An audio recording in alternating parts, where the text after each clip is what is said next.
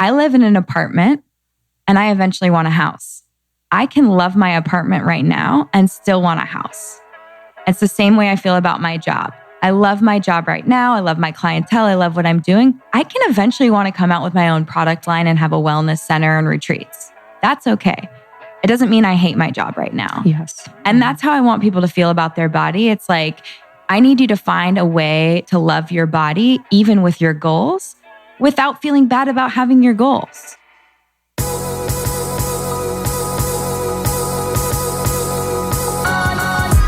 You're listening to the Almost 30 podcast, hosted by Krista Williams and Lindsay Simsick. Almost 30 started as a conversation about the transition from our 20s to our 30s. But then we realized life is full of transitions. So we expanded our mission. We are an intuition-led, wellness-focused lifestyle podcast that promises to deliver authentic conversations, diverse points of view, and insights rooted in optimism, growth, and intention. The Almost 30 Nation community is a group of purposeful dreamers who are smart, passionate, and always seeking the full potential in every aspect of their lives. At Almost 30, we're making magic together. We dream it, And then we do it. Thanks so much for tuning into the Almost 30 podcast. Here we go.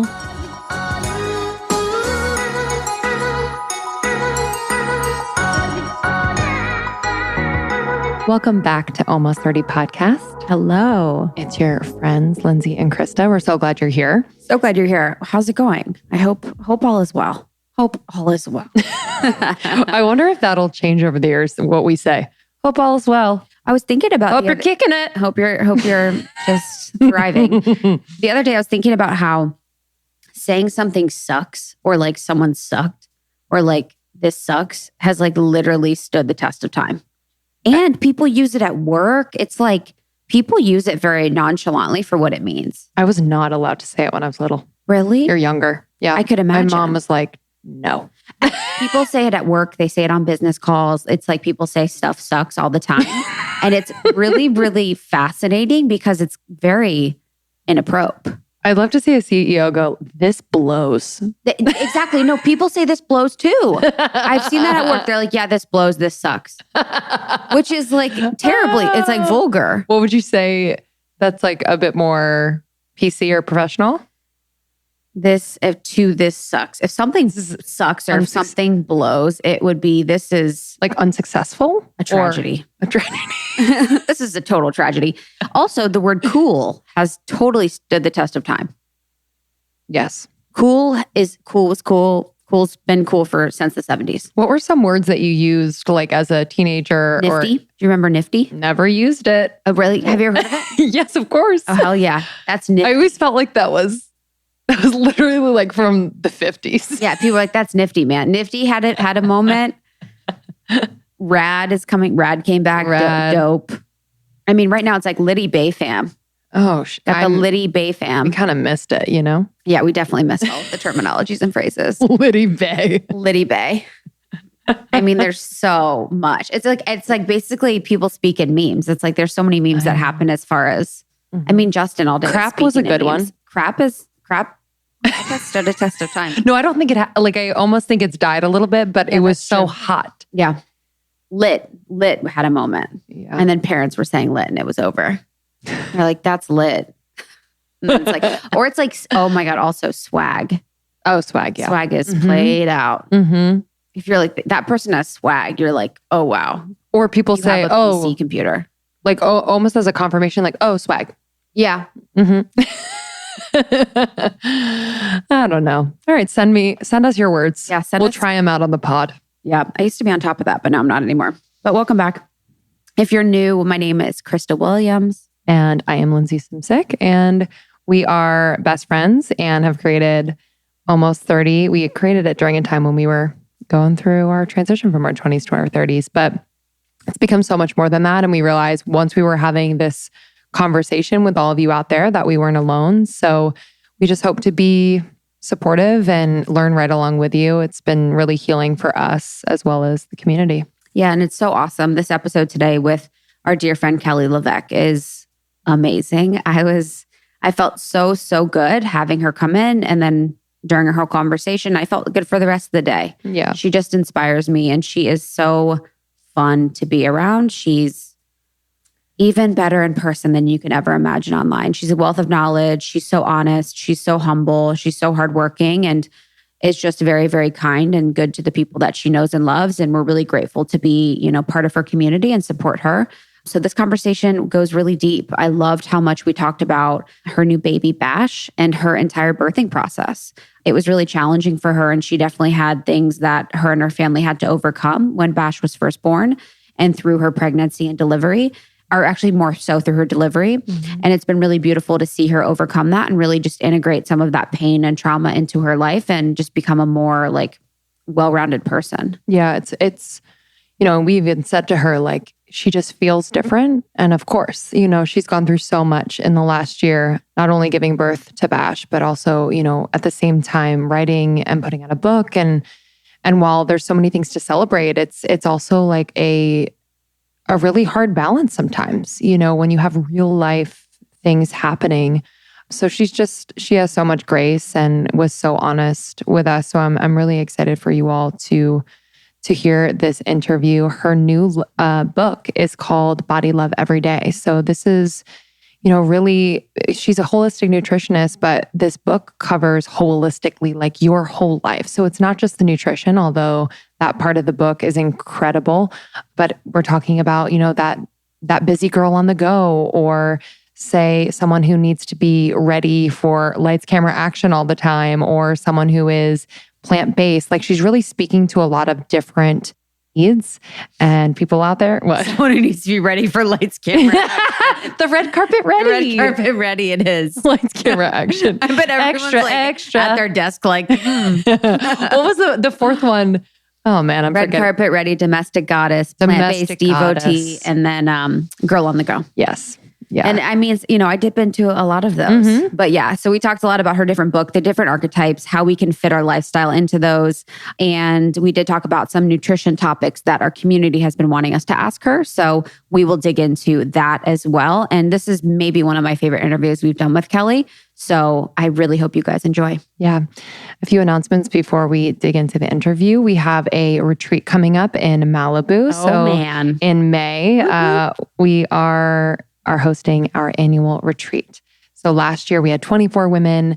It was such a life-changing, healing, restful, inspiring, fun experience for us all. And so we wanted to do it again and better. So we're really excited to welcome 24 women back for just a heavenly retreat. Yeah, we have Womb Awakening Healing that we're going to have with Josie from 11 Healing.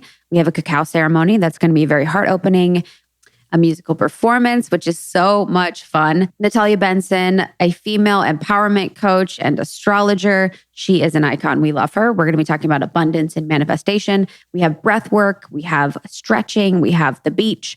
We have amazing plant-based foods or gluten-free foods, whatever your fancy is. And it's just going to be everything we love about Almost 30 in one place. Yeah, and lots of time to just connect with one another, have some restful alone time. We really try to make this experience as balanced and nourishing as possible. So for more information, you can go to almost30podcast.com/retreat and join our secret Facebook group. If you're looking for a community as well, we love seeing you in there. And thank you in advance for rating and reviewing on Apple Podcasts. Yes, truly. Thank you so, so much. We will see you on the other side. We will read a kind note from our amazing community and enjoy this one. If you do, make sure to share with your friends. Love you.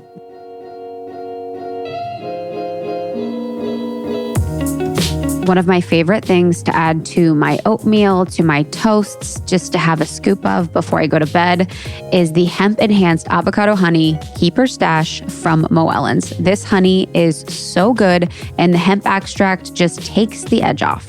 Yeah, Moellons is an incredible brand that is obsessed with the quality and also the branding, I have to say, is one of the best in the biz. I am loving their new skincare. The Everglow oil is something that I put on before I go to bed. I wake up, my skin is radiant. It's so, so good. If you'd like to peruse the website, they have everything from skincare to ingestibles, topicals, and as Krista said, honey, Moellons.com. Use our code almost almost 30 for 10% off your first order. That's Moellens at MoWellens.com. Use our code almost 30 for 10% off. I don't like shooting yourself with stuff, Okay. you know? But it's like, Totally. why do you like it? Yeah. I like it, but I don't think that people need to do it all the time if they know that they don't have a deficiency. But a lot of people do have B vitamin deficiencies, and the ability for your body to have access to B vitamins depends on your gut microbiome. The bacteria in your gut help synthesize and make B vitamins bioavailable in your body. And a lot of people are deficient in B6 and B12, two really important B vitamins for burning glucose or ketones as fuel. So why would we be deficient? just not eating enough of it in your diet. But that's why they have a lot of times like B vitamins are associated with weight loss. Think about all those like Lindora and like all those like weight loss clinics. Like you're supposed to go get measured and get like a B complex shot in your booty. You know, like they're making sure that that you're not deficient in B vitamins. Because when you think about the way that we burn energy inside your mitochondria, you're burning glucose or you're burning ketones. And I think about that as the gas of the engine, and you need oil. And I always explain that like the oil is like the B vitamins. It's just like helping keeping your mitochondria efficient at burning fuel. Wow. And then so glucose and ketones, like what is their relationship to one another? They're just two different forms of fuel. So if your body is always going to want to burn glucose first. It's the fastest, easiest fuel to use. And that's from carbohydrates or from sugar. And then if you don't have any glucose available in your body, or you wouldn't have any, but like if you deplete your glycogen stores, which is stored glucose, and you aren't eating any carbohydrates or sugar, then your body will start to burn fat for fuel. And as it's metabolizing fat, it's kicking off ketones, and then your cells can use ketones for energy and your brain can use ketones for energy. So when someone says they're metabolically flexible, or they're looking to be metabolically flexible, it means they have the ability to burn glucose, and then every now and then they dip into ketosis naturally and they burn fat for fuel, and then they'll go back to burning sugar for fuel or glucose. So they're just two different. It'd be like if your body could run, I always say like if your body is a Prius, the gas operation is glucose and battery is ketones.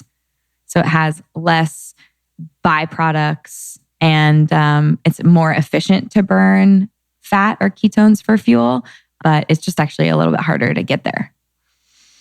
Getting into the meat of things right away. Well, welcome back Kelly to the LeVeque. pod. I was thinking, you were at our first studio we like rented, in quotes. You were at Lindsay's old place, and now you're at the new place. I actually thought we were going to Lindsay's old place. Did you show up there? No, I like I was on Barrington or on Federal, and because you're close. Because I'm right up in Brentwood, so we were so close. So then I had this little moment where I was like, oh my God, I'm going to be late. Oh God. Literally, of course, you walk in at like 1 at the dot. I'm like, I don't think you've ever been late in your life. Literally the most respectful professional person in showbiz. I say it all the time. I say it all the time. Kelly LeVeque. It was interesting too at your book party, like everyone just like singing your praises to the nth was like so sweet. Oh, it was honestly, anytime I throw a party, I'm like, I hope my friends show up. Same. Totally. It's so scary. It doesn't matter how if you feel like you're and like having an up month or an up year, like everything's kind of going your way. Like it's still super scary to invite people to a party or throw an event and, spend the money to do that. And then just hope like, ooh, totally. Really hope my friends show up. You're like, we got swag bags. We got sweet swag bags. What do you think? The greatest swag bags I've ever seen in my life. I know. I was like, where am I? Am I in a store? I was really excited about that. It was amazing. And murdered the magic spoon. We did not fill the swag bags. We created the Kelly LeVeque store, and you got to fill your own Williams-Sonoma tote with any and all of my favorite products. And all of those products actually are products I've either invested in personally or worked with and used and recommended to clients for like over 5 years. There was nobody new there. We had Ara here yesterday of Seed. Awesome. Yeah, she was talking about you, and I saw Seed there, and we've been working with Seed. So that was another brand that you've invested in. Yeah. So that was actually the first brand I've ever invested in. Really? And so, so what's interesting is like, I consider myself an accidental influencer. Like I was just looking to have a private nutrition practice and work with clients one-on-one. And, that was a lot of fun for me. And then when I figured out that, I was an hourly employee and I was only going to make the number of, like however many hours I was willing to work was like how much money I was going to make. And I could calculate that on a calculator really quickly. And I was like, ooh, yeah, we're going to be in this apartment forever. So I had to figure out a way to reach more people, and whether that was like speaking engagements, like more people at one time, products, books, I needed something else, So that's what sort of started the book thing. And then when the first book tour happened, I really, my social following multiplied overnight. It felt like really almost overwhelming because I felt so comfortable just writing whatever I wanted in my comments and throwing something up. And then as you grow, then you have like haters and trolls and people being mean to each other in your own comments. And I'm like, I am not here for this. This is not okay. But it actually slowed my sharing down and made me feel like I needed to question what I was doing and make sure everything was sort of quote unquote perfect, which really isn't my personality. Like I did my Enneagram last night and I'm like, what are you? What are you? I'm a 4 and a 7, which is like, I don't know anything. Yeah. So basically, I just know I'm a 9-1. Yeah, honestly, I want to look that up.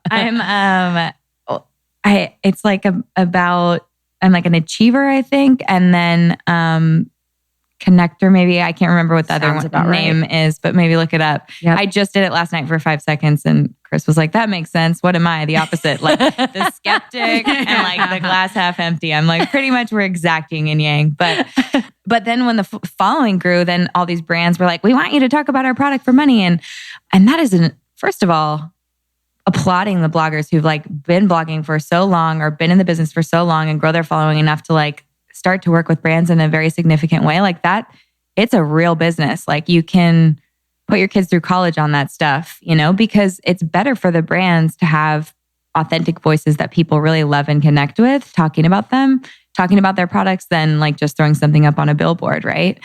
But for me, being that I'm a nutritionist, it felt like if I connected with one brand that I couldn't flip-flop or switch, and that I needed to be the best of the best. So once I grew the brand, I decided instead to start becoming an owner in as many businesses I thought I could be a part of and make and enact change with and help grow and help either get the word out and or help them be purchased by larger companies so then they'd have the cash flow to like really reach people. And brands that I've invested in include brands like seed. So I learned about the science of seed and talked about it in my first book. And then Ara came to me with the opportunity to invest.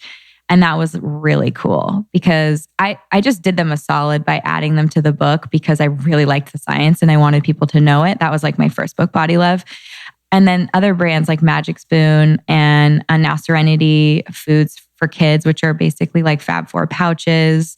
Yeah. And what I get to do too is really help them and drive where they're expanding their product lines. So looking at Serenity, where they're going to be doing a bone broth line. So added collagen for these little kids' guts and it's just like really cool stuff like that. I think I'm going to come out with a flavor of Magic Spoon. I'm trying to work on it, a Fab 4 flavor. Please. So it's maybe just what cool. do they use now as, I really like Magic Spoon. Yeah. So Cassava? it's a whey protein actually. That's why. So it's a high protein cereal. So even all of the grain-free cassava, coconut, almond, they have a glycemic response. And, whey protein can release insulin for some people based on like how processed it is. If it's super hydrolyzed, I talk about this in Body Love every day, is you have whey concentrate, which may have some dairy residual in it, some lactose, so it might not work for everyone. Then you have whey isolate, which is a little bit more filtered. So people with a lactose allergy can get away with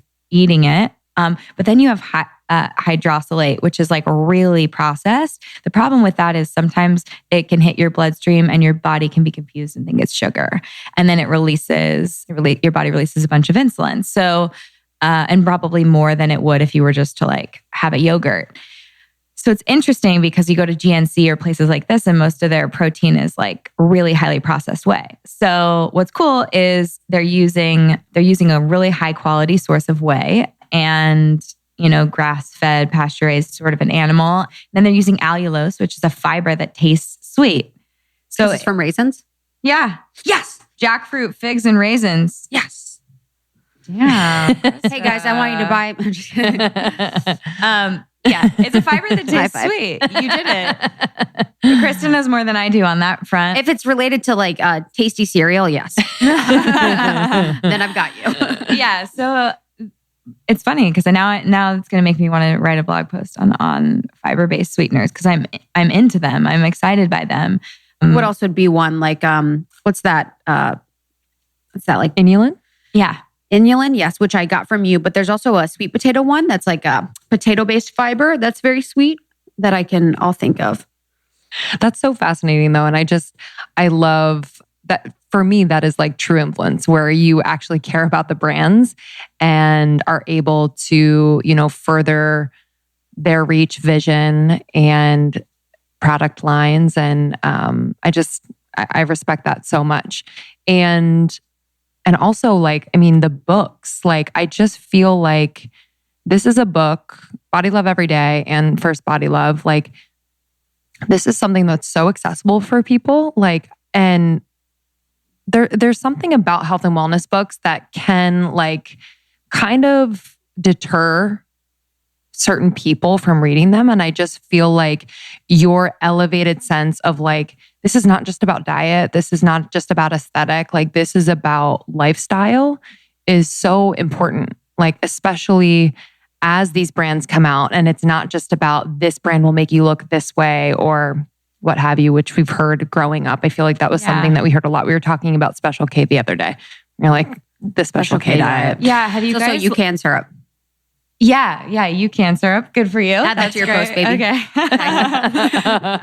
I actually watched an episode of Shrill on a flight home, a Delta flight home, and it's an interesting sitcom about a journalist who is overweight, and she writes an article that says hello, I am fat. And in that episode talks about how, she wants to love her body. And she remembers a time when her mom made dinner for her family and offered and was like, oh, you can have a bowl of Special K, and there is such a diet culture of the youth. And it's interesting because my job is to help my clients meet whatever goals that they have. And I've been thinking about this a lot because I think diet is a 4-letter word, but I also don't think there's a problem with someone wanting to lose weight. Mm-hmm. And what I think I've kind of honed in on how I feel about it this way. It's I live in an apartment and I eventually want a house. I can love my apartment right now and still want a house. It's the same way I feel about my job. I love my job right now. I love my clientele. I love what I'm doing. I can eventually want to come out with my own product line and have a wellness center and retreats. That's okay. It doesn't mean I hate my job right now. Yes. And that's how I want people to feel about their body. It's I need you to find a way to love your body, even with your goals, without feeling bad about having your goals. Because now I'm in a state, I've seen it happen in the last 8 years where clients will come to me I want my skin to glow. I want more energy. I want to stick to my goals. And I'm like, okay, great. Anything else you want to, anything else, And they're like, well, it would be great if I could lose 5 pounds. And it's first of all, if that is a goal for you, I don't need you to feel guilt or shame for that either. And in the same way, it's I just want people to get in the habit of loving their body through action. Love your body by going in an infrared sauna. Love your body by looking in the mirror and being okay, cool. I look hot. Love your body by moving it, feeding it well. And then know that sometimes it means you're going to have a glass of wine and a brownie and that's the way you're going to love your body right now. And that's okay too. But it's a really interesting time right now where this whole body love movement is happening and I'm on board for it. But I think I still need, if we're all just love our body no matter what, and no one's actually giving people scientific lifestyle-based tools, then the people who want to lose the 5 to 10 pounds are going to get on the internet and get on Pinterest and look for some quick fix diet that they're never going to complete, feel bad about themselves at the end of. And so I kind of am trying to be that voice of reason that's like, hey, you can live in an apartment that you love and eventually want a house or whatever your goals are. And here is the financial like plan to get you there. And so like in the body way, I want to be the scientific plan of like, hey, this is how we nourish and fuel your body. This is how you move your body. These are some tools for sleep and intermittent fasting. And if you want to dip into ketosis or you want to start cooking meals for yourself, or what would be like a supportive tool to get you to where you want to go. And we do it in a non-deprivation type of a way, in a very nourishing and adding type of a way. And if we're doing all these things and you're not getting to where you want to go, then we look at the bigger picture. Like, do you have a trauma you need to work through? Do you have a relationship issue you need to work through? Is it above my pay grade? And do I need to like refer you out to a different type of practitioner? Because there is something to be said about energetic weight, traumatic weight, and just like working through maybe the pain of the past and not loving your body. And that's something too. Yeah, we were just talking about this yesterday with an interview that we had with someone about that exact thing of like the body love movement being something that only anchors itself in loving yourself just the way you are. And it's almost like because we're in such a woman-focused space and we're championed for women, that there is a little bit of shame when you do want to change or evolve. Mm-hmm. And I've felt that personally. It's like, I feel like it's a bad thing if I want to change the way that I am, but really it's like I want to love myself more by doing these things. Yeah. Just like you said, the actions will lead me to more self-love because these actions are more respectful to the person that I want to be. And it's really that honoring of my future self right now by doing these things. Yeah. And the thing is like without attachment, like have your eye on the prize, but don't have such an attachment to the goal that you can't find happiness in your body and you're like in this beautiful temple that we walk around in. But at the same token, almost in the same breath, it's like you have to love what you're doing every day to get there for it to really be a lifestyle. And I also think there's something to say for like progress. And as a human being, like progress feels so good. Yes. To like put in work and then see the results. You're like, oh, I can now start my own business because I did something that was consistent and it proved to be fruitful. You know what I'm saying? Like, It's just kind of like these proxy situations where you're like, oh, I can do that. So maybe I can do that.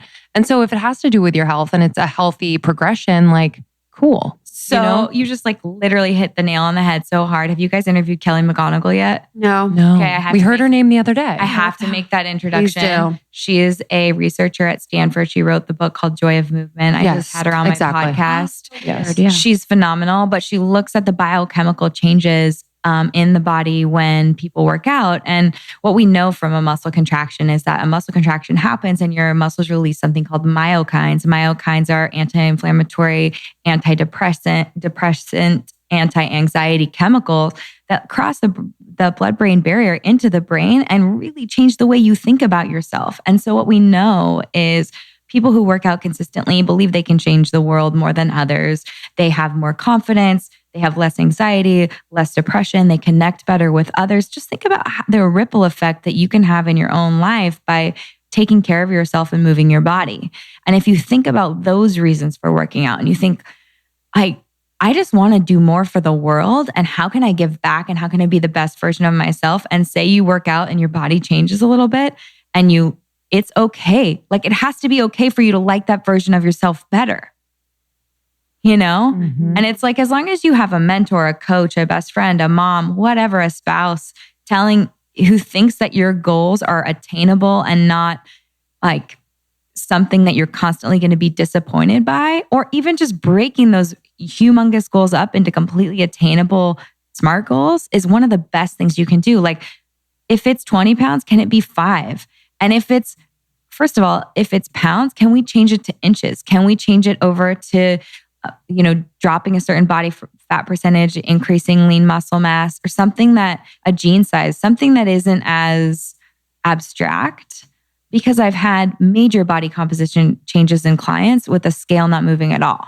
Mm-hmm. And we're saying gene sizes change and just complete overall body composition change. And so obviously it's the easy. It's like freaking calories. It's like, oh, calories in the scale. Like, they're so abstract and they're not really telling you how you're going to feel and what you're really going to look like, and the hormonal and biochemical reactions in your body that are happening based on your activity or the food you're eating.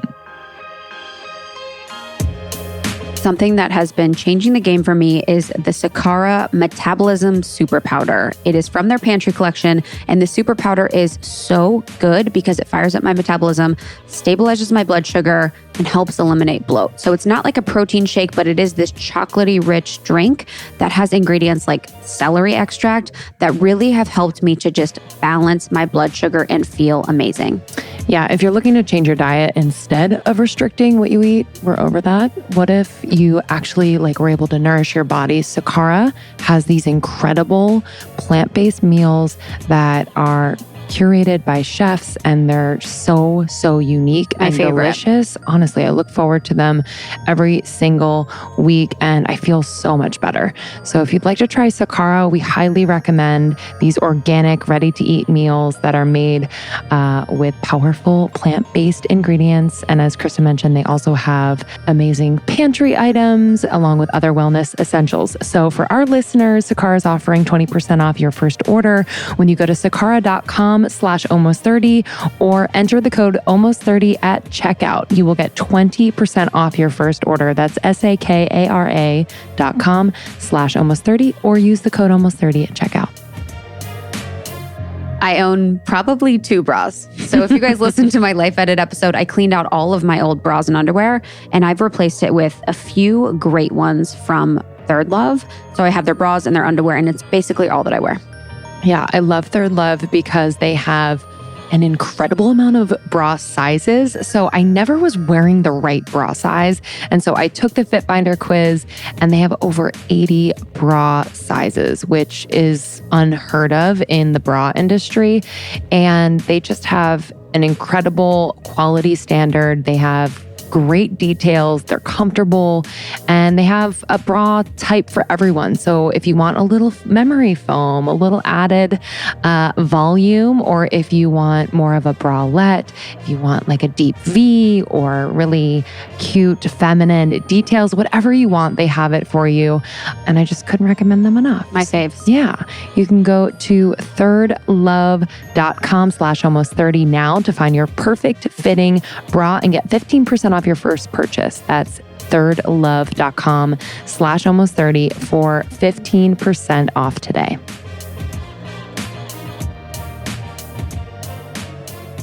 Jordan Peterson, he's the researcher and the public speaker. He wrote 12 Rules of Life. He's an author, but he often talks about with goals that you should have smaller goals and not bigger goals. Oh yeah. Big So time. it's having small goals is something that you can't put off. You won't be overwhelmed by, and it won't be used as a tactic to just procrastinate, etc. Yeah. But if someone was interested to actually measure their body fat percentage and their body fat, what would you suggest, or how should someone go about doing that? Yeah. If they want to focus on compositional changes over scale. Yeah. So there are a number of different weight loss and there are gyms and weight loss clinics that can get your body fat percentage with a specific type of scale where you're holding on to handles, and I'm blanking on the technology, but it's an electromagnetic current, right? Yeah, I think it's electromagnetic. And then there are also ways to do it in a pool. So there are dunk tanks which are looking at body fat percentage as well. I would say that is also a great way to not end up on your scale all the time. Where you're just okay, I'm going to do this for, maybe your goal is 6 weeks if that keeps you more motivated than 3 months. But look at it over at least a month period of time to see those changes, commit to a plan to get there. And those little goals are perfect. I think about, I say it over and over and over again. I'm a broken record, but I'm the bricks that you build the foundation of your healthy house on. It's those are the little habits that you do all the time. And if it's, a workout class that you love, or it's a Fab Four smoothie, or it's adding, deciding to make 3 meals for the week, not your entire week of food, but a couple to pepper in to help you stay motivated. Great. That's the way to get it done. Working with your clients, or if there are studies out there, in the process of attaining these goals, the emotional toll that it can take. Can you kind of speak to that? And then, little ways that you've been able to kind of flip that for your clients? Because I just think it's such a huge piece. You mentioned before that emotional weight. Yeah. So I had a client who lost a best friend and was dealing with it's almost like it happened overnight. She gained like 40 pounds overnight and it, slowly creeped up to 50. And then when she came to see me, we had a lot of work to do, her food was really dialed in. She was taking really good care of herself, but she was in a high state of stress and grievance.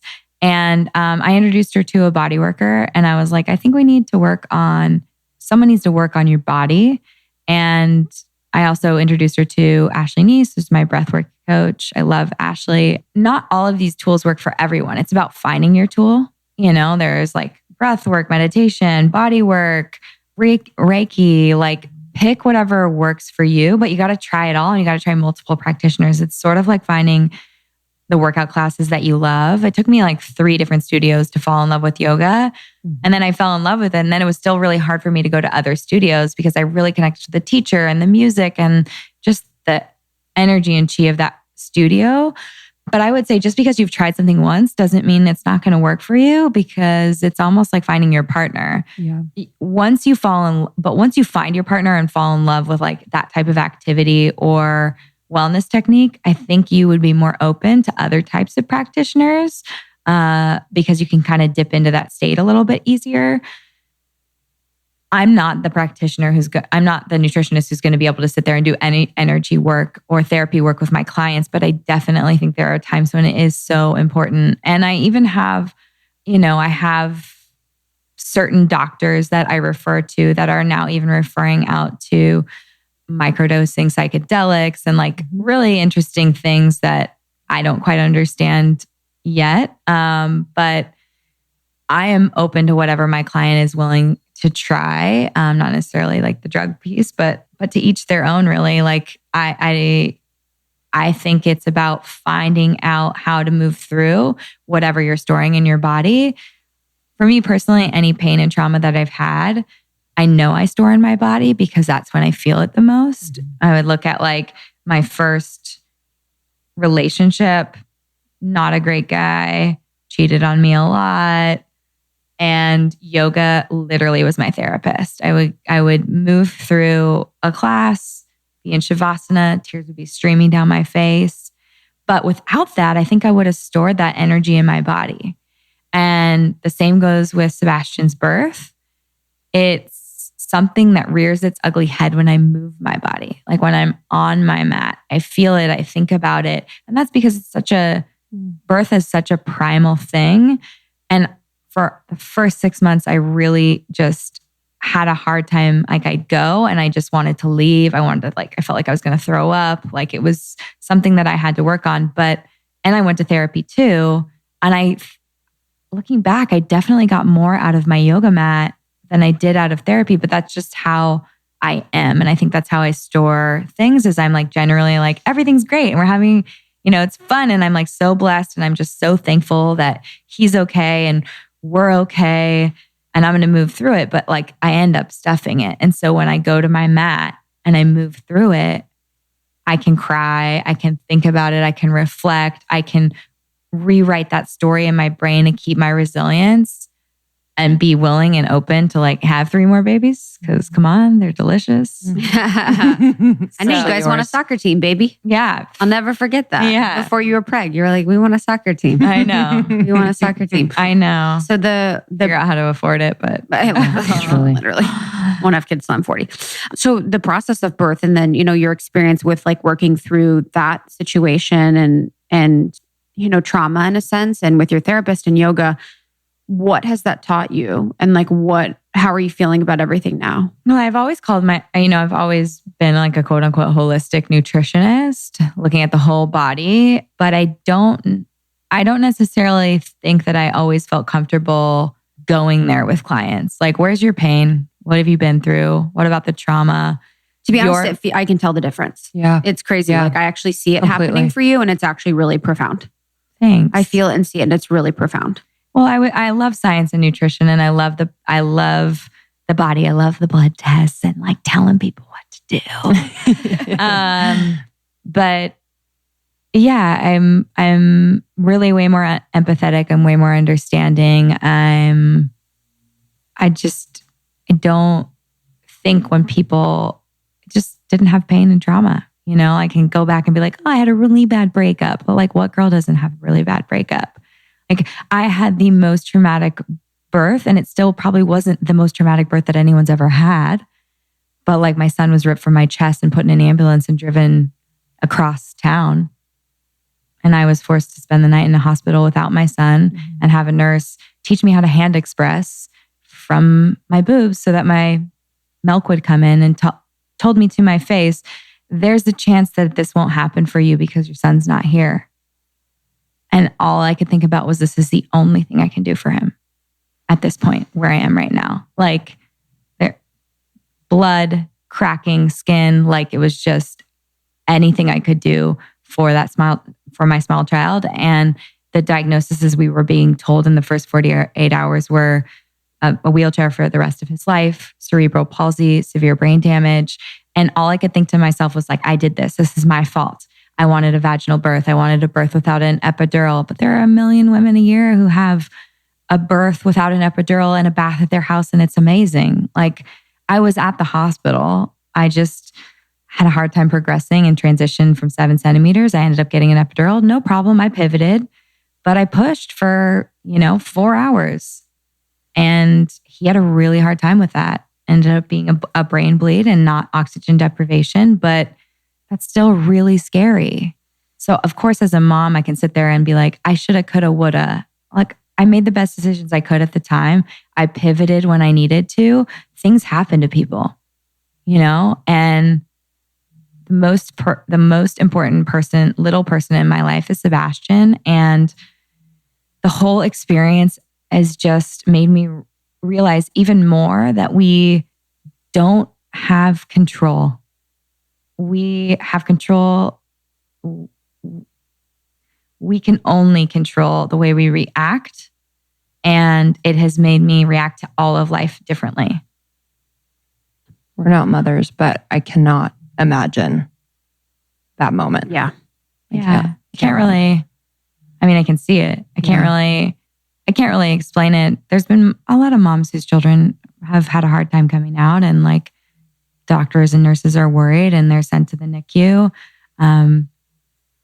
But yeah, even if he was like sent to the NICU at St. John's and they were like, okay, everything's fine. Like, we're going to bring him back to your room now.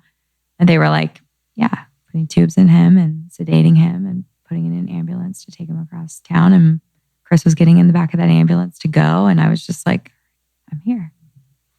And you're to stay. Yeah. So why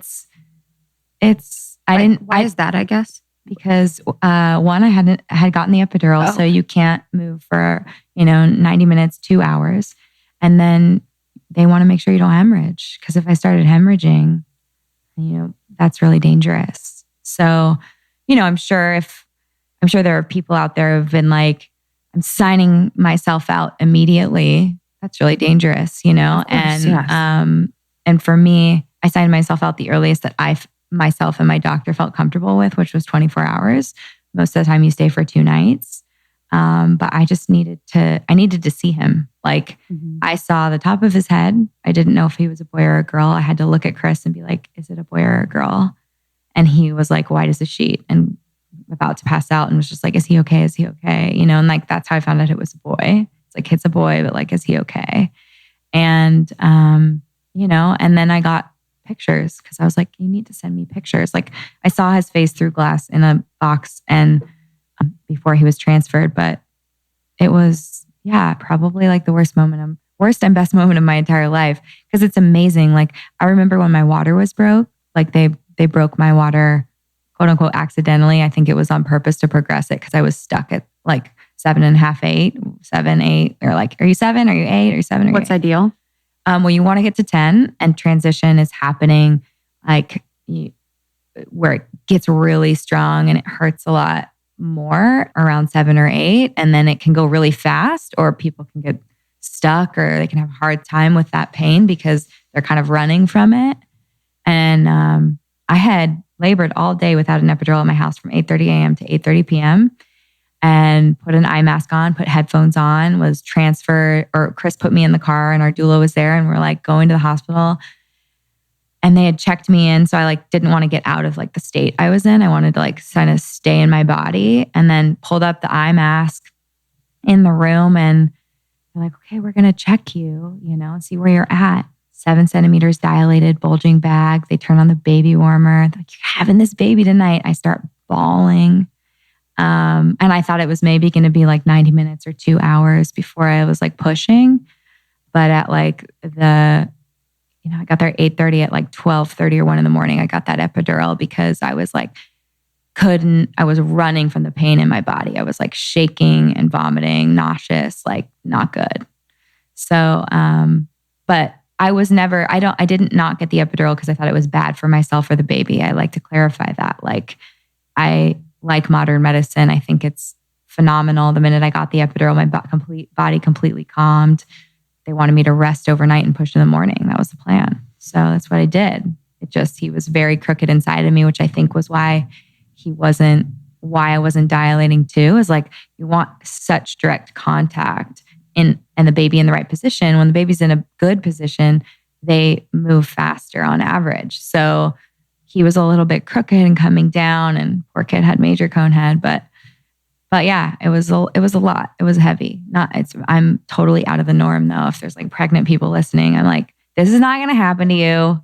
Yeah. It happened to me, but it's also important to think I thought it wasn't going to happen to me. So if there are any, fears that people have about the way that they're thinking about having their child, or they're unsure, like, I was really thankful to be at the hospital the moment I was in the hospital, because I don't know what would have happened if Bash wasn't in the hands of doctors that could help him. And what was really important as he healed, like for you to also heal? I think was crazy because he underwent a protocol called HIE, he was diagnosed with potential HIE, which is oxygen deprivation of the brain. And it's really an amazing technology where if you have oxygen deprivation of the brain, that's the first injury. The second injury is when the brain begins to swell within 6 hours, of that injury. So what they do now is the first injury happens, which is quote unquote oxygen deprivation. The second injury would be the swelling of the brain. But now they know they can cool a baby's body below 98.7 degrees. So they cool it like below 97 degrees. The baby begins to shiver a little bit, but it prevents brain inflammation. So they don't have the secondary injury. So what could potentially be something that is totally manageable with a secondary injury could be life-altering. And there are no side effects to this other than the side effect of the mom not being able to hold the baby and breastfeed the baby right away. But looking at Sebastian's life and what he could, we wanted to give him every advantage he could ever have if he did have this. So they cool the baby for 72 hours, and then there's a rewarming process, and they're looking for things during the rewarming process like seizure-like activity, all kinds of stuff like that. So it was purgatory. The 72 hours, the rewarming period, and then finally after they rewarm, because you need to cool a baby very quickly. Like, that's why he was transferred away from me so quickly. That's why he was put in the ambulance and he went. It's like they needed to put the baby on that type of cooling pad, or they need to put Bash on that type of cooling pad. Something to note, level 4 NICUs. So I went to St. John's. I had Bash at St. John's. It's a level 2 NICU. Their neonatal doctors, the NICU doctors, are all CHLA doctors. But if they want high technology, or if they want, advanced technology, they need to transfer babies out to a level 4 NICU, which they transfer babies to CHLA. I knew that, but I never thought I'd ever need that. In hindsight, I would have gone to a hospital. I wanted that community hospital feel. I was like, maybe feel like more like a birthing center, quiet, calm. Like, I wanted that more than I wanted something like a Cedars-Sinai. But in hindsight, knowing what I went through, I would have definitely gone to a hospital that had a level 4 NICU, because he would not have been transferred from me. I could have sat by his bed the minute after that happened. He could have been cooled in my room. there are so many other things to think about and consider when you're in something like that. But he was cooled for 3 days, rewarmed, and then they can give them the MRI because they have to get them on the cooling pad so quickly. They can't look at the MRI and be like, oh yeah, he does have oxygen deprivation or he doesn't. It's sort of like, you make the call, are we doing this or not? And I'm like, whatever we have to do to like protect his body, his brain, whatever. So he got his MRI on Saturday morning after he was born. It was, Chris couldn't even like talk. He couldn't even like hang out with our families in the NICU at CHLA. We were all together. I have like the best family. They rallied hard around me and Chris. And he was like looking out the window and just like really he was totally removed, you know? And then one of the nurses came back out and they're like, okay, you can come back. He's back in the room and you can come back and hang out. And I remember them saying like, you can take this pacifier and put it in his mouth. To this point, they have not let us touch him, lift him, because we would warm his body. So I remember them taking the pacifier and saying like, okay, Kelly, you can also put your hand under his neck and like sort of like half hold him and like lay in the box on him. And I was like bawling, like this is the best moment of my entire life. Like not even had skin to skin with my child really. And this is like happening. And then they let Chris put the pacifier in his mouth. And I remember them telling us like, that's a really good sign if there's brain damage, because if the baby sucks immediately and they can suck, that means they can eat. That means they can survive on their own without feeding tube. That means they can leave the hospital. And it was like Maggie from The Simpsons. Like he put the pacifier in his mouth and it was just like literally Maggie from The Simpsons. And Chris put both hands up like his favorite football team won, you know, scored a touchdown and he screamed like, and everyone was like in shock, but it was one of those moments where they're like, okay, like a huge hurdle. And then an hour later we got the call and they had read our MRI report for Sebastian over the weekend and sent the results to the doctor who was our doctor on call, Dr. Tai Wu, who was in Cleveland, Ohio. And all of a sudden our room, like our phone rang and he's like, hey, it's Tai Wu. And I'm in Cleveland, but I wanted to give you a call. And I'm like, why is he calling me right now? You know? And Chris is already feeling positive because he's like, they wouldn't have let the nurse wouldn't have let you sort of hold him and me sort of give him the passy if there weren't like some positive things happening here. And he was just like, I just want to let you know that your son is going to be a totally normal little child. And like, he is, you know, there is a sign of like traumatic birth in his brain on his MRI, but that like any like blood from that little injury clears up within 3 weeks. It's sort of like getting a concussion and he's totally fine. And as long as he's like eating his weight, you can go home. And I was just like, what is happening?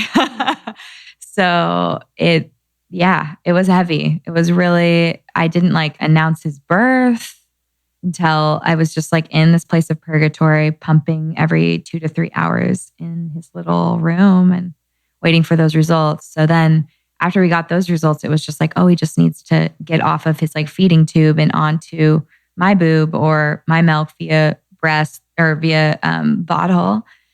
And then they needed to like work up to what he was able to eat for his weight, which because he was such a freaking chunk, took us like 6 days. So it was like, it was a heavy time in our life. It was 2 weeks, but people are there a lot longer. And that second week, all Chris and I felt was guilt because we were like in and out of that hospital and these babies are sometimes there for months, years. And we were going to be leaving with a healthy child. And so, yeah, it just, the whole experience has changed who I am as a person, how I connect with other moms, other women, my empathy levels, my like yearning and wanting to give back. Like we raised $100,000 for CHLA with my brother-in-law in the LA Marathon last year. We're doing the same thing again this year. Wow. Like there are so many kids that are at CHLA whose parents can't afford bus tickets to get there, can't leave their job, can't drop everything and be there with their children. And we have the blessing and the ability to do that. Now my evening ritual after my dinner to help me with my digestion and just feel really, really good before bed is having the Vahdam Tea's Digestion Tumeric drink. It is so good. It has turmeric and ginger and it really helps to just smooth everything out, make me feel good before I can fall asleep and sleep very well. Yeah, I love Vahdam teas. The quality is really, really amazing. I didn't know that a lot of tea brands keep their teas in warehouses for way Getting too all long. crusty. Yeah. So what Badam Teas does is they have this radical supply chain. It's like their solution to what we're seeing in the tea industry. And so it's devoid of like unnecessary middleman, like retailers and all of that.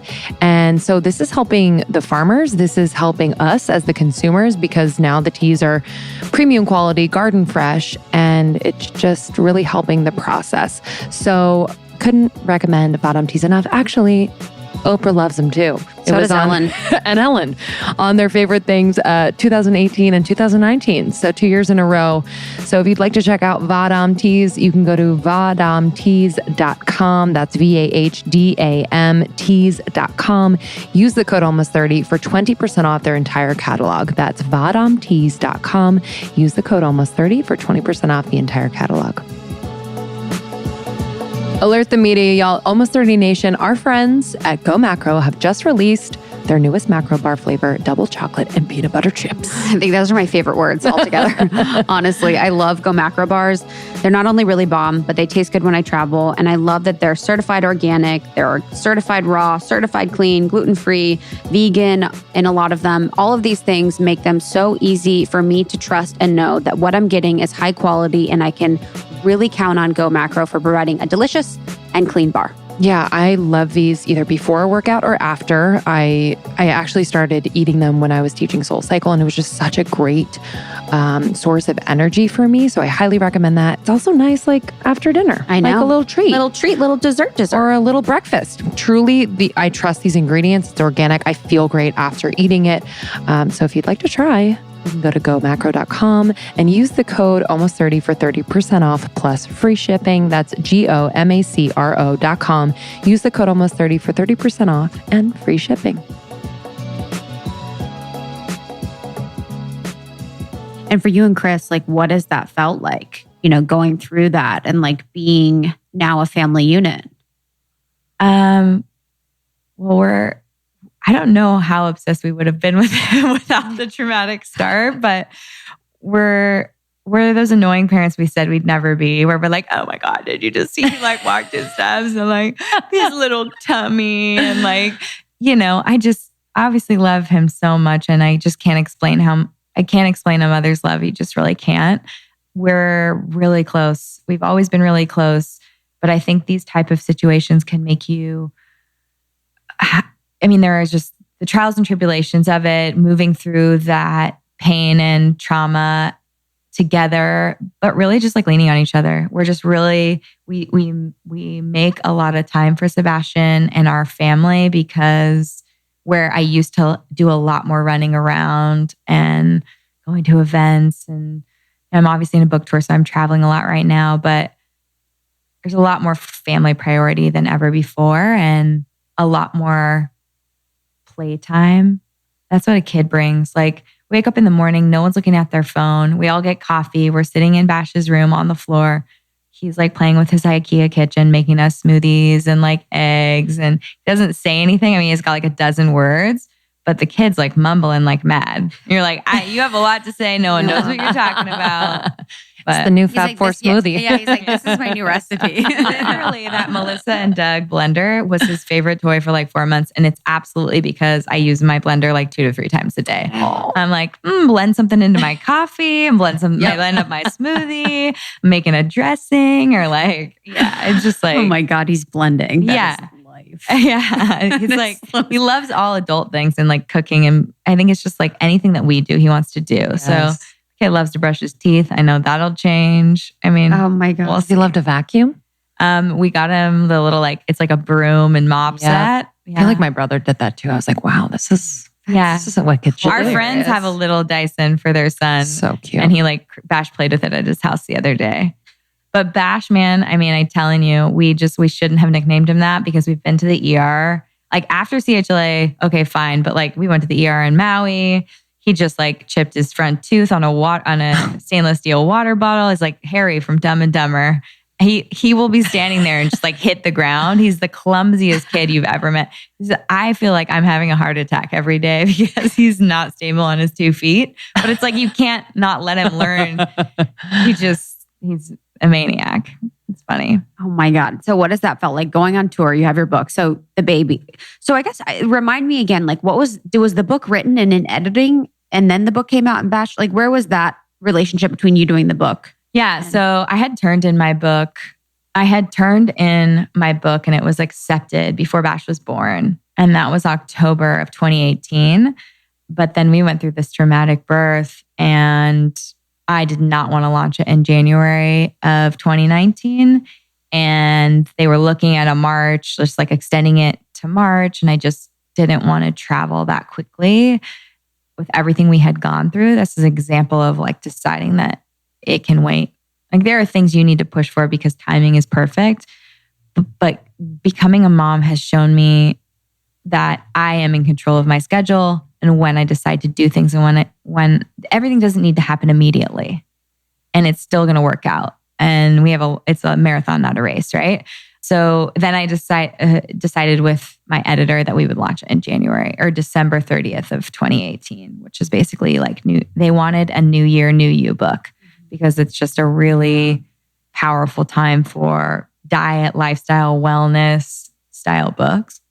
Mm-hmm. So I was fine with that. It's like, I'll be done breastfeeding. I'm not, but Yeah. How do you know when you're done? They just stop producing milk? No, it's you decide. You decide. People can breastfeed until your child's like 5 years old. Okay. People, I think for a lot of the moms in my mommy and me who were breastfeeding and found that it was important to them. And remember, there are a lot of people who can't breastfeed, who end up using formula, whose supply drops because they have to go back to work and they have to supplement. They're, fed is better than breastfed, and I think that, sure. that especially in LA, there's a lot of pressure and it needs to be okay if that just doesn't work for you. But breastfeeding was something I really wanted because of the way we started. So it was really important for me to have this connection with Sebastian, this skin to skin connection, body to body connection, because we didn't have it immediately. So I really wanted it. And I had a lactation consultant come over after we got home from CHLA. I really was a little bit of a struggle in the beginning, which is funny because I always thought like, well, how is breastfeeding a struggle? I don't understand. You put a baby on a nipple, like it just happens. I mean, babies can be tongue tied. They can have a hard time latching. You can, like your milk might not come in. You might get clogged ducts. You might get engorged and like their little face can't get up against that like balloon, Mm-hmm. There's so many things, but once you get it, and then it's easy. And so then it becomes easy. It's not fun, but it's way more fun than pumping, and it can be a really sweet moment. So since I work from home or go see my clients, I could work around like his feeding schedule. And then as I start eating real food at 4 or 6 months, and we did 6 months just because his microbiome and his eczema, like he had eczema and, children have leaky gut for the first few years of life. And so I wanted to make sure based on his whole start that we had just breast milk and really we're working on that bacteria layer before we introduced foods that might have, I don't know, anything from like a bad oil to like a pesticide. I'm trying my best to control everything in his food, but I just wanted him to just have breast milk for 6 months. But then when you start introducing real food, then you drop your feeds. And so you may feed, I don't know, 3 or 4 times a day, and then you drop to 2 times a day. And then when they're like really eating, Bash is eating like 3 meals a day and snacks and all kinds of stuff. The breastfeeding is really just a sweet, like tender moment. And you kind of get down to like first thing in the morning and at night. And then depending on what's the sweetest for the mom, they'll either drop the morning and keep the night or drop the night and keep the morning. Whatever is like best for your schedule, right? I have a friend who's an attorney and it's a lot easier for her to get up and feed her son in the morning and not feed him at night. She can't get home to bedtime all the time. And so for me, I'm down to morning and night. And then I just kept night. And I'm just like, this is something that it's important to me to always be there for dinner and bedtime. And very rarely am I missing those. And at this point now, it's like I can miss those and not become engorged and not uncomfortable. I can not pump. I'm not pumping anymore, which is also really nice. When you're constantly feeding and you miss feeding your child, you really need to pump to feel comfortable. And that's kind of the pain in the ass. So now it's like I was gone in New York, which is crazy. I was gone in New York for 4 nights. I came home and he like First of all, What? we didn't plan for this, but Chris is like, boobies? And so now he actually just looks at me and says, boobies? No. See, when Chris is number when one. mama's gone, dad teaches them words. Totally. My dad used to teach us curse words when my mom was gone. Are you serious? That is so not what I would think. Oh yeah. That's amazing. Yeah. Which words? Um, The F word? shit. Shit's a good Like one. we have a recording of my brother. We're like, Dylan, say shit, and he's like, Dylan, say shit. And he's like, shit. Like it's very like little kid. It's so funny. I don't know. I think he said he was teaching us so that we didn't say it. Uh-huh. I was like, Love okay. that. Well, it's That's just, cute. it is what it is. And Boobies. I'll eventually drop the night. And I thought I just went to Dallas. It was just on another spot on the tour and came back. And I was like, I just won't feed him when I get back. And I just cave every time. I'm like, well, what's the harm? As long as I'm not uncomfortable when I'm gone and he's eating enough when I'm not there. Like my milk right now is like nothing. Like it's not a substantial part of his diet. It's really just probably a little increased immunity during this flu season and a cozy, comfy little like sleep prep. Totally. Little snack. Yeah. I want to talk about the book too. Okay. So the 4 types, I want to talk about them. Yeah.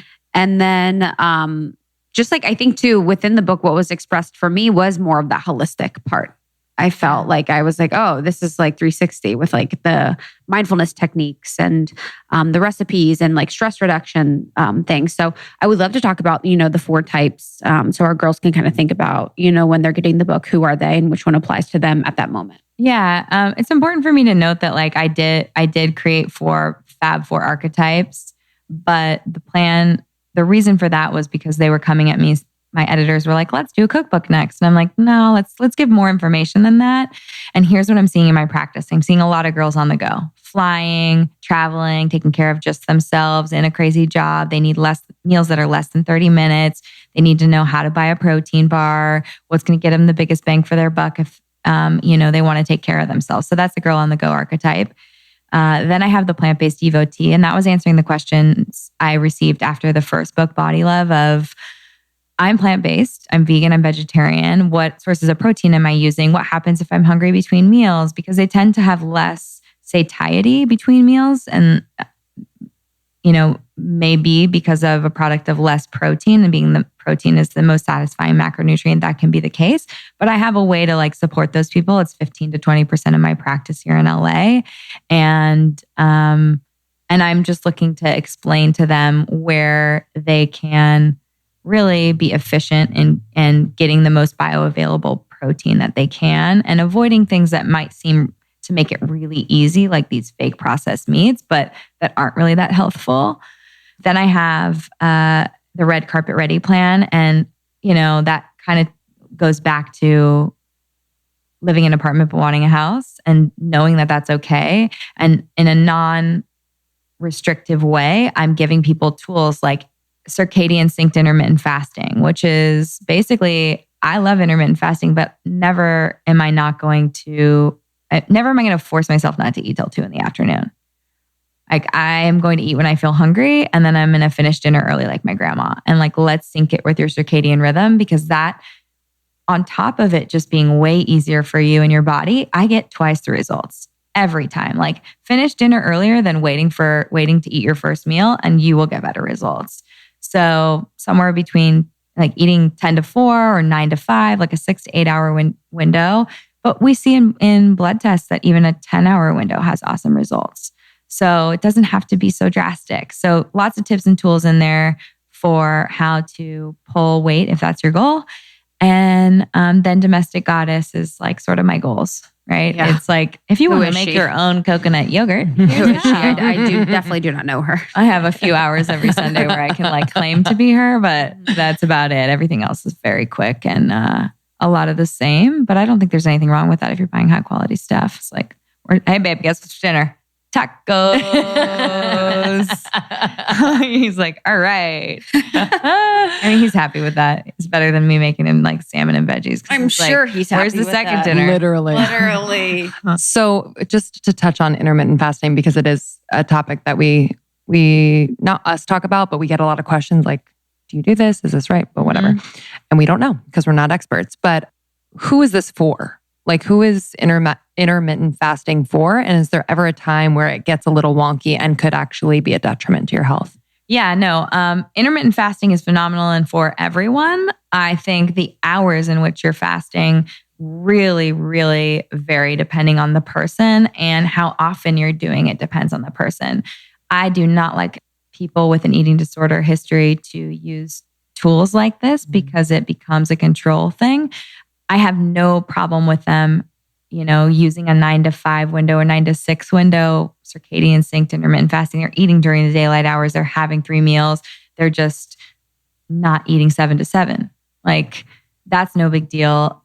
I don't know that it would be a detriment, but it's not a ticket to eat whatever you want.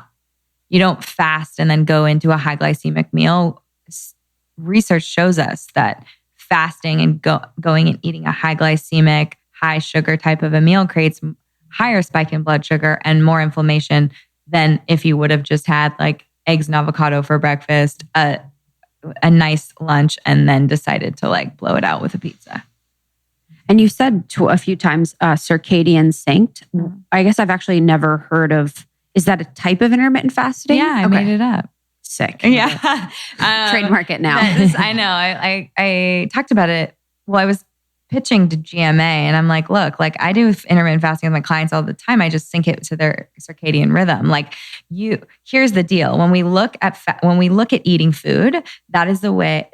Eating our first meal has an effect on our circadian rhythm. Light has an effect on our circadian rhythm, sleep, food. So when you're waiting to eat, you are effectively having an effect on your circadian rhythm. And what I want people to know is your body is so capable of using food for fuel during the daylight hours, and we become insulin resistant at night. But if we're eating the majority of our food at night, then that isn't productive for getting the body composition results that you're looking for. So instead, if we can just take that same amount of food and pull it back to the normal hours, the daylight hours, and sync it to our circadian rhythm, don't eat when it's dark out, eat when it's light out, boom, we get results without you feeling like, oh, I'm waiting to eat. Yeah, 100%.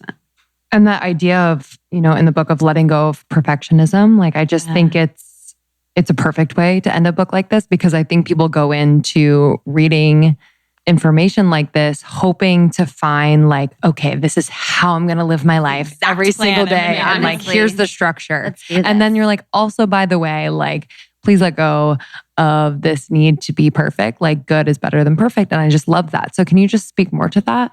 Yeah, I really pushed for that chapter. They were like, well, if you're not going to give us 21 days of plans for this. And I was like, that's the whole point. This is for my perfectionist who literally would follow it 21 days, day by day, hour by hour.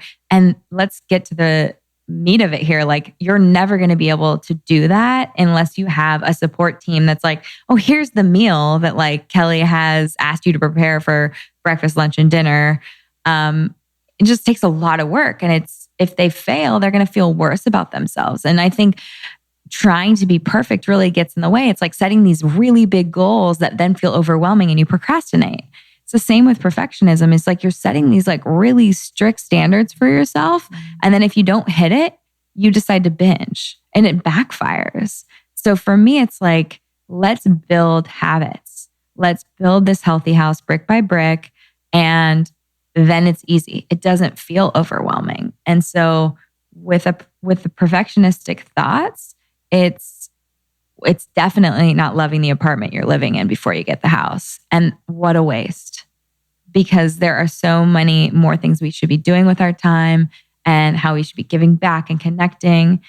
And I just worry about the person inside. Like I really worry for those clients who, it is one thing to be type A and have goals and be an achiever. I definitely want that for people. But if I think that you're being too much of a perfectionist and it's getting in the way of our goals, because if it wasn't perfect, then you need to start over. You can't spend your whole life starting over. You just have to integrate and you have to say like, this is how today went. Also, when you're not so connected to that outcome, you can really pivot and change and keep moving. It's almost like if you're bowling, and I use this in another analogy, is like bowling without the bumpers. You're like, I'm a really great bowler. I'm going to do it perfectly, straight down the middle to strike it out. I'd rather someone have some bumpers, and even if it's not perfect, but every single time you're knocking pins down and you're never getting a gutter ball, that's better overall than trying to be perfect. Mm-hmm. And that's the same with dieting. Diet is like asking you, like a strict diet is asking you to be perfect with your food. But I'm going to tell you time and time and time again, the women who get consistent with eating healthy, they don't ever have to start over. They feel less bad about themselves, and they have more confidence. They think less about food, and they get better results in the long run. Would you say that's a common theme of the women that you work with that are successful?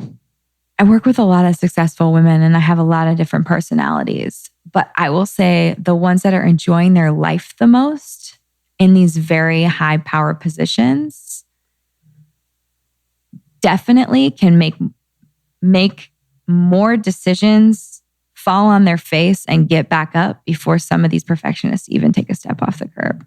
I don't know about that. I'm not a mess, but I just have never been a perfectionist. Look at my outfit. No, but here's the thing, is like, you're a doer. I think you're a perfectionist in some areas of your life. Yeah, for sure. It's okay to connect and have things that you really want to be good at, or you really want to represent yourself in a specific way, and that's really important to you.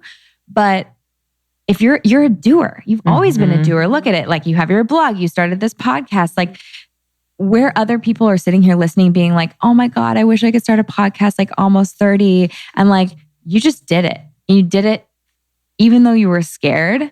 You never let it, the fact that like, what if it's not perfect? Mm-hmm. You knew that you would grow and learn. And we were just talking before this, like, some of my first podcasts, I'm like, damn, I suck at this, but it doesn't stop you from, it doesn't stop me. Yeah. Like, oh, it's scary. Oh, it's real scary. But like, it's out there, and I'm going to keep going, and I'm going to keep learning, and I'm not going to not do something because it's not perfect. 100%. And I think there's that element of like just attention to detail too, that like some people might get mixed up with perfection, because I think like perfection means that there's kind of fear there. And I think like with what we do and what I would describe you as is kind of like, you have moments of wanting perfection, but like without fear. You know what I mean? It's just like, it's just kind of a knowing, So I do think there's definitely a difference, and that no fear attitude just like takes you so much further. Totally. That mentality, it's like, I'm so far from that, because I feel like our friends and the people we surround ourselves with are very fearless, in a lot of ways. It's like so inspiring, like living in LA and just the community that we're surrounded by. If you think about the people at your book launch, so many of those women are not fearless, but they just move through it, and they really just do. And I haven't been around and in that environment for a long time. Mm-hmm. The last time we were out somewhere and we were with an old friend, someone that we used to work with, and we had an experience where it felt like, oh wow, this person is fearful and they're a perfectionist. And I was so removed from that. It was like very humbling. I was like, oh, I haven't had this mentality for so long. I have so much compassion for it. But also, I'm very impatient to it. Mm-hmm. I'm kind of like so far from that. I was like, what do you mean? You know what I mean? It was hard for me to connect to it. Yeah, of course. And it's because you've been a doer for so long, and getting it done and just putting stuff out there, then you see how easy it is actually just to start putting it out there. Mm-hmm. I know it's really hard too. I feel like a lot of times people, the fear is what holds them back. I mean, if I thought I had to know everything about health and nutrition before I started to see my first client, which is so many young girls when they come to me and they want to be a health coach or a nutritionist, and they want me to mentor them, and I'm like, mentor and half a dozen girls a year, like one-on-one, just like, hey, what are you doing? Like, how are you doing it? Half the time it's like their website is up.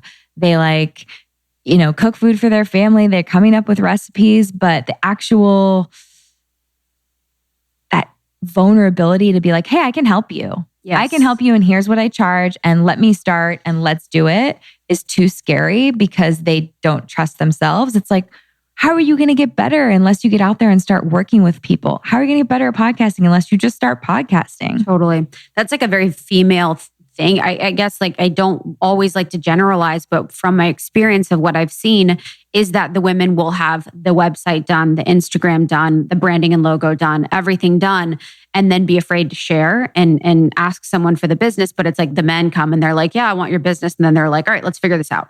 Yeah. What am I going to do? You know, kind of like working backwards in that way. And, you know, there is something to be said for both. Both can be successful, but there is something to like really doing it first. But, you know, I have to take it back and actually be more compassionate to that because I have been in that situation. But I think the thing that you speak to probably to the people that you mentor and the people that we interact with is that the huge differentiator is that it takes time. Yeah. It's like, that's really the thing that I've noticed is like the impatience to really put in the work for the certain period of time. Yeah. Is like, that's really the differentiator. It's like, get everything set, like do the work, be vulnerable and show up. But it's not going to happen overnight. Yeah. Yeah. I think there's a disconnection too between like, okay, so do you want this for the long term? Like are you in it for the long game or do you really need, and I think our society, like, especially with social media, it's that instant gratification and validation. Yeah. So it's like, say it's a podcast and it's like starting a podcast. Is this for the long term or do you just kind of want that dopamine hit of like, I'm out there, I'm putting something out there. But when you realize like, it's a lot of work. It's so much work. Yeah. It becomes like, oh, you know? Yes. Yeah. So it's just like exactly being really clear and really honest with yourself when you start these things, like being willing to mess up, but then also being really clear about like, is this a long-term thing that I want to invest time, energy, and even money into? Completely. Yeah. If you want to be timeless, you have to think about the long game. It has to be the long game. You have to know it's the long game. I think about like all the brands I said no to for so many years. I was like, no. Yeah. Like, yes, I want your $10,000. That would be amazing. That would be the best thing ever. Like I would pay rent for 3 months in my apartment. That's crazy to think about. But like the brand does not align with who I am in the long run because of X, Y, and Z. And so I'm going to say no and it's going to freaking hurt because I'm going to have to see hundreds of clients to make up that money. But like I'm here for the long game. Now I get to invest in companies because I didn't sell out. That's like, a long game play. Yeah. Like, and that's how it's got to be too, is people are always, you know, they might ask, oh, like, you know, I want to work with you, or how do I get to like have a business like yours or whatever. I'm like, you need to remember that I started this business. I started going back to school in 2011, started this business in 2012. Like I'm old. Like I've been doing this every day, every week for 8 years. There's something about 8 years too. Like there's a lot of women. Your high school and your college education. Yeah, honestly. Yeah. There's a lot of women that I admire that have been around for almost like 7-8 years. And that seems like the fucking, that are like sweet spot on the Tipping level point. of like, I of like know. what's up. Keep going up, but it's just like that confidence too. Yes. Yeah. You know? Okay. You put the work in and then you're just like, no, I've been here. I've seen things. I know, you know? And if anyone can just, even when you're starting out, just know that every little bit of effort that you put in the beginning, the schedule you build for yourself, the hustle, the share, the connect, like I went to every networking event. You literally do. Mm-hmm. That is like something I totally admire for you. You've shown up to every single thing we've ever asked you to do. Oh. You're at everyone's things. Like it's crazy. Yeah. I'm going to have some more babies and then, you know, I'm going to FaceTime myself in. And now Kelly LeVeque on the projector. Literally. Hey guys. I'm like, we got to get you in for some things before other babies come.